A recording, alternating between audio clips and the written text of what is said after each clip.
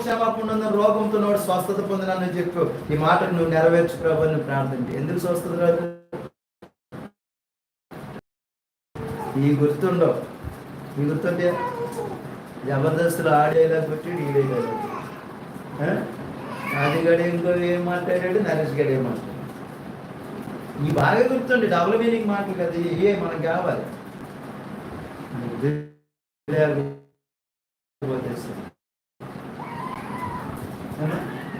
గుర్తుంటుంది ఎవరికైనా?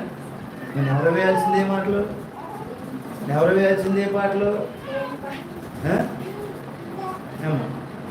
దేవుని ఎవరు మాత్రం ఇప్పుడు చిన్న పరిశీలన చేసుకుంటా. దేవుని ఆత్మ లేకుండా నువ్వు దేవుని రాజ్యంలోకి వెళ్ళే దాసం.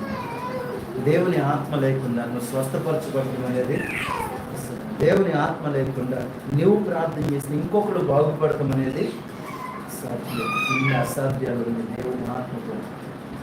దేవుని ఆత్మ నీలో ఉంటే కఠినమైన వాడు కూడా మార్చగలడు. దేవుని ఆత్మ నీలో ఉంటే మరణ పడకలో వెళ్ళిన వాడు కూడా బాగు చేయబడాలి. ఇది దేవుని యొక్క పని.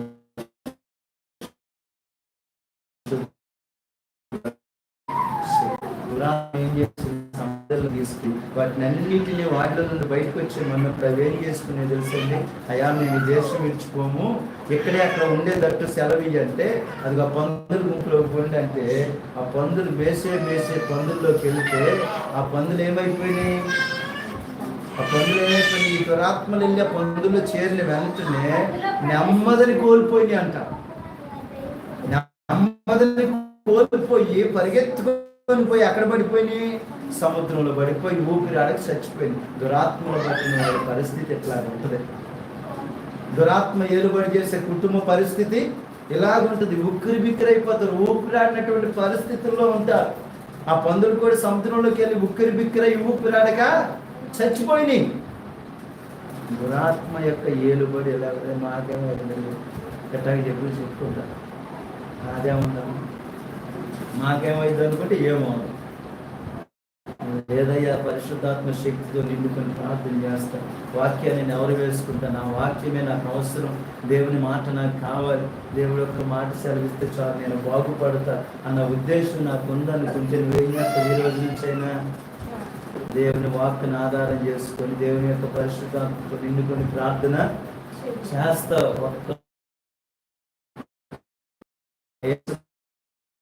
పరిస్థితి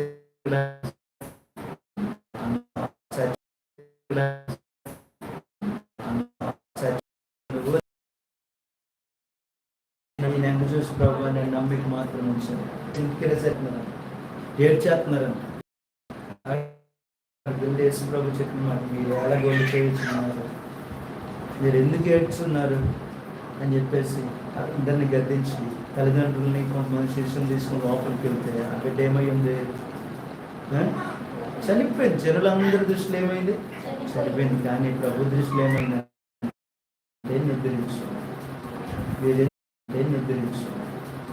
మీరు ఎందుకు ఏడ్చున్నారు? ఈమె చనిపోలేదు. ఎందుకు ఏడ్చున్నారు? ఈమె చనిపోలేదు, నిద్రించుచున్నది.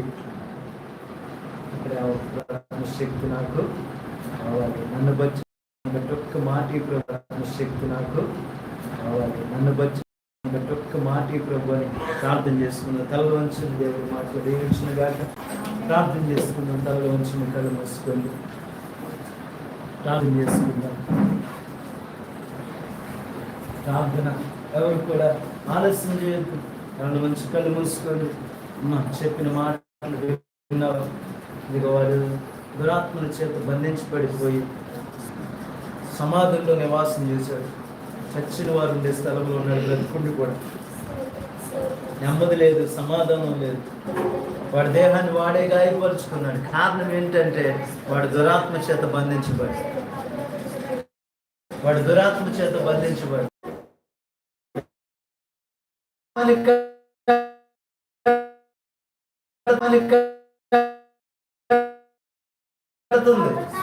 ఆ ఒక్క మాట నీ బిడ్డలు బాగు నాకు విడుదల దయచేయండి. నా ఆలోచన చెడిపోయింది, తలంపులు చెడిపోయింది, నా చూపులు చెడిపోయింది, నా నడక చెడిపోయింది.